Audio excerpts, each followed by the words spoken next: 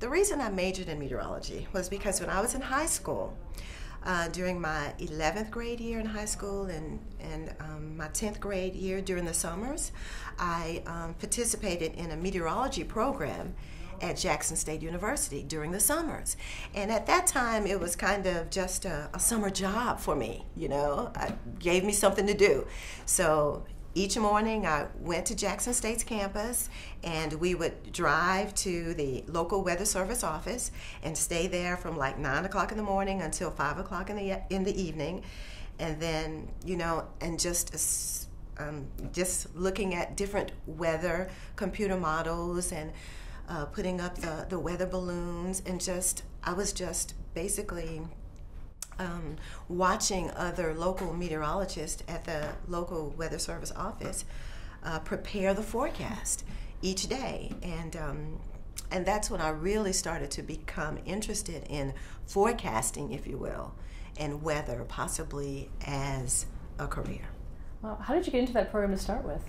Well, my mother, who was a professor at Jackson State University at the time, and of course, by her being on campus, she knew about this new meteorology program that they were having, and so she asked me if I would be interested in it during the summer, and I was like, okay, yeah, I had nothing else to do, and it was a summer job. They were paying me to do it, and so I said yes, and that's how I got interested. And so when I graduated from high school, I got an athletic scholarship to Jackson State.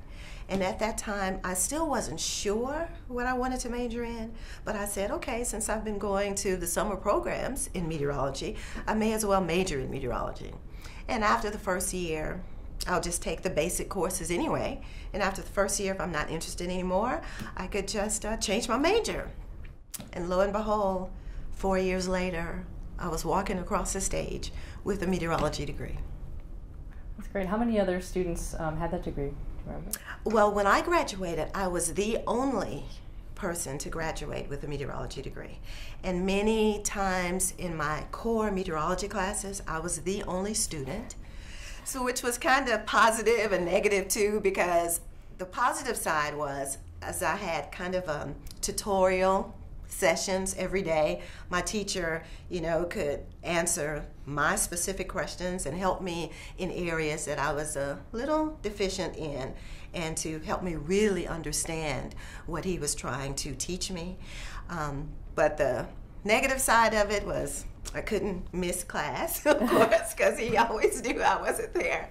I couldn't miss class, and then I didn't have other students that I could, talk with and do homework with and discuss things with. So, but I think at the end, there were more positives about being a solo student than negatives.